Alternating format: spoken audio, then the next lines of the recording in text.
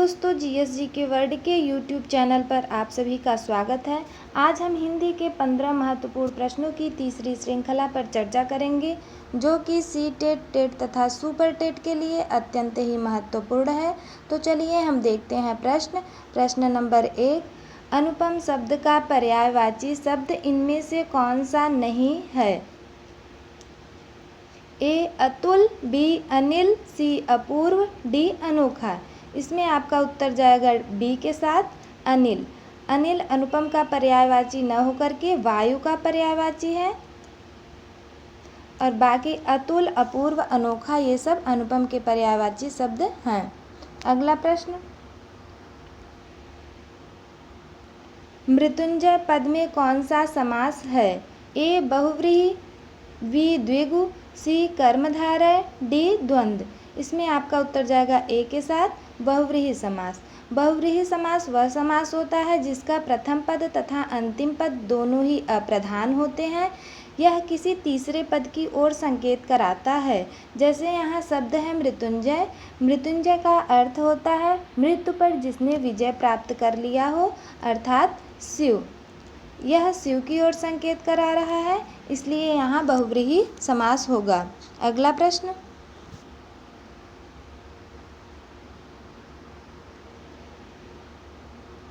तद्भव और उसके तत्सम का कौन सा मेल गलत है? ए लुनाई लावण्यता, बी लौंग लवंग, सी आत अंत्र, डी आयस आदेश। इसमें आपका उत्तर जाएगा सी के साथ आत अंत्र। आत का तत्सम अंत्र न होकर के आत्र होता है। अगला प्रश्न,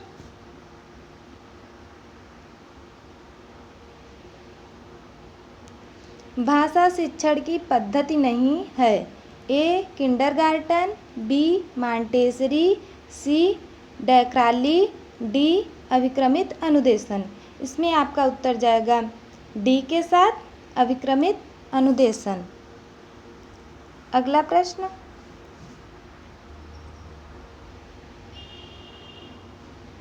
भाषा का प्राथमिक रूप है।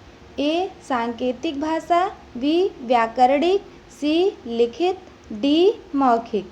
इसमें आपका उत्तर जाएगा ए के साथ सांकेतिक भाषा। सांकेतिक भाषा वह भाषा है जिसमें संकेतों के माध्यम से भाषा को सिखाया जाता है। प्राथमिक कक्षाओं में संकेतों के माध्यम से भाषा को सिखाने में आसानी होती है, इसलिए भाषा का प्राथमिक रूप सांकेतिक भाषा को माना जाता है। अगला प्रश्न,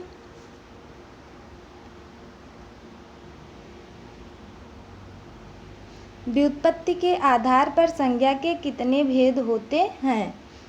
ए 3, बी 4, सी 5, डी 6।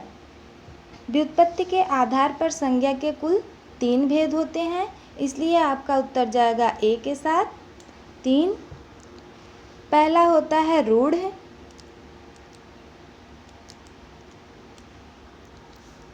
ऐसी संज्ञाएं जिसके खंड निरर्थक हों उसे रूढ़ शब्द कहते हैं।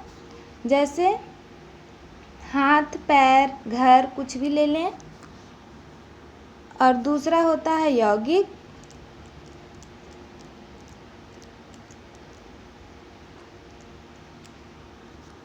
ऐसी संज्ञाएं जिनके खंड सार्थक होते हैं उन्हें यौगिक संज्ञा कहते हैं। जैसे रसोई घर,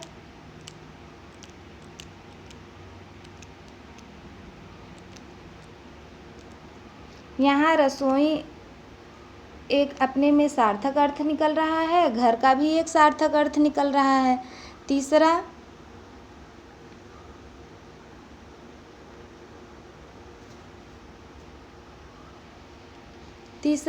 योग रूढ़।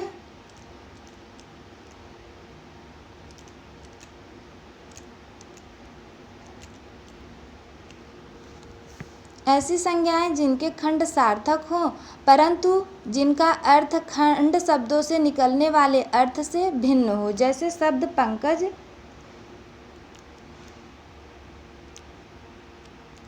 पंकज का अर्थ होता है कमल, लेकिन जब हम इसका खंड करेंगे तो हो जाएगा पंक धन ज। पंक का अर्थ होता है कीचड़, ज का अर्थ होता है उत्पन्न होना या जन्म लेना।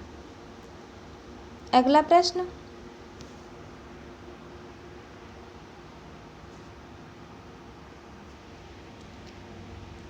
त्र ज्ञ स्र क्या है? ए स्वर, बी व्यंजन, सी अयोगवाह, डी संयुक्त व्यंजन।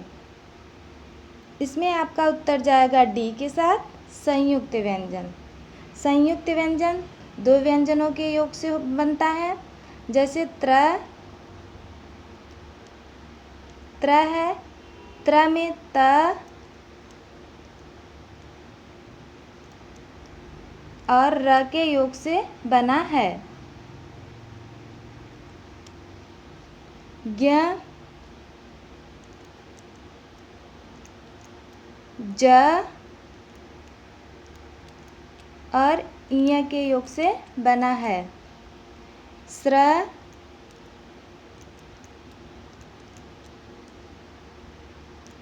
स और र के योग से बना है। संयुक्त व्यंजन 4 होते हैं, अयोगवाह 2 होते हैं, व्यंजन कुल 39 होते हैं, स्वर 11 होते हैं। अगला प्रश्न,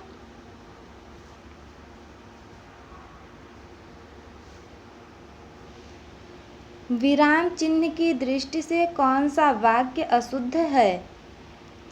हाँ, मेरा यही विचार है। बी, वह ईमानदार, परिश्रमी, कर्मठ और मृदुभाषी है। सी, उसके पास धन वैभव, नौकर चाकर आदि सभी कुछ था। डी, आप हमारे घर आना चाहते हैं तो आइए, ठहरना चाहते हैं तो ठहरिए। इसमें आपका उत्तर जाएगा ए के साथ। यहाँ हा के बाद अल्प विराम रहेगा। अगला प्रश्न,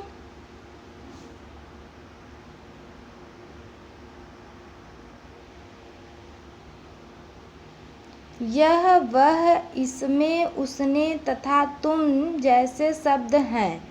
ए क्रिया, बी संज्ञा, सी सर्वनाम, डी विशेषण। इसमें आपका उत्तर जाएगा सी के साथ सर्वनाम। सर्वनाम शब्द वह शब्द होते हैं जो संज्ञा के स्थान पर प्रयुक्त होते हैं। अगला प्रश्न,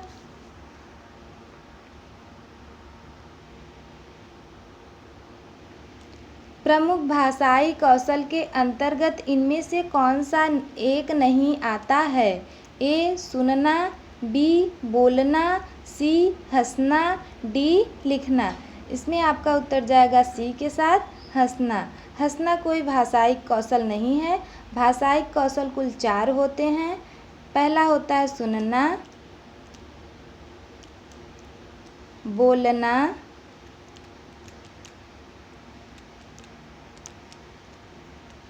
पढ़ना,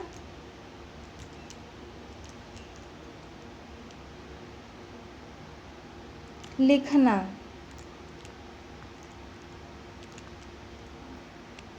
इसे हम संक्षेप में सुबोपल भी कहते हैं। अगला प्रश्न,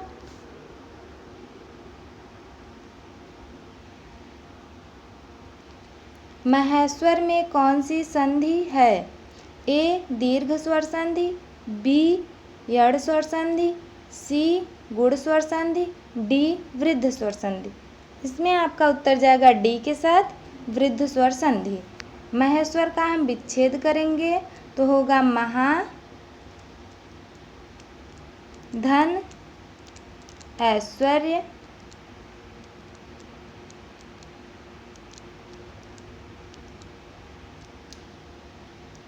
महा से हम ह का स्वर निकाल लेंगे, आ, धन। ऐश्वर्य का ए, दोनों की जगह पर अ होगा।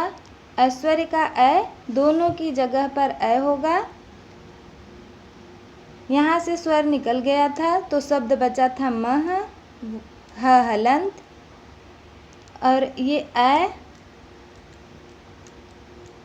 यहाँ स्वैर्य।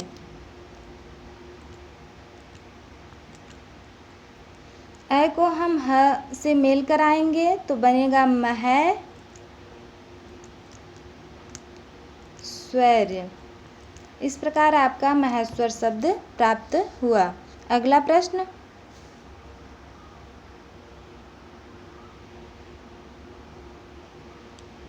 मैं खाना खा चुका तब वह आया, यह वाक्य है।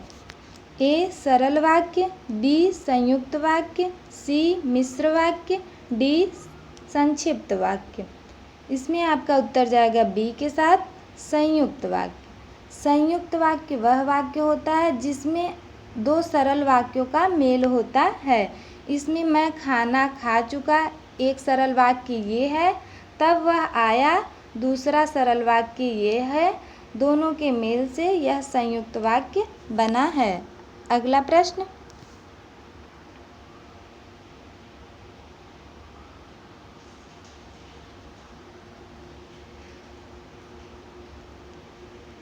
निम्नलिखित वाक्यों में अकर्मक क्रियार्थक वाक्य है। ए बूंद बूंद से घड़ा भर जाता है, बी इस टब को पानी से भर दो, सी माँ बेटे को खाना खिला रही है, डी चाचा जी ने मुझे पत्र लिखा। इसमें आपका उत्तर जाएगा ए के साथ बूंद बूंद से घड़ा भर जाता है। अकर्मक क्रिया में कोई कर्म नहीं होता, इसलिए यहाँ कोई कर्म नहीं हो रहा है, तो यहाँ जो है आपका उत्तर ए सही है। अगला प्रश्न,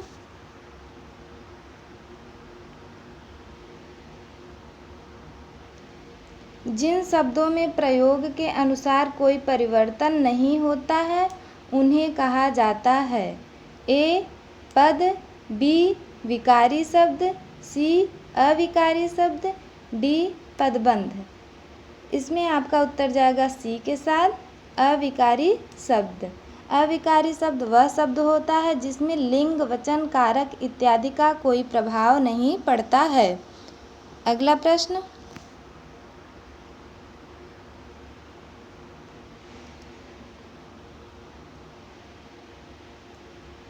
किस शब्द में अनुस्वार नहीं लगा है।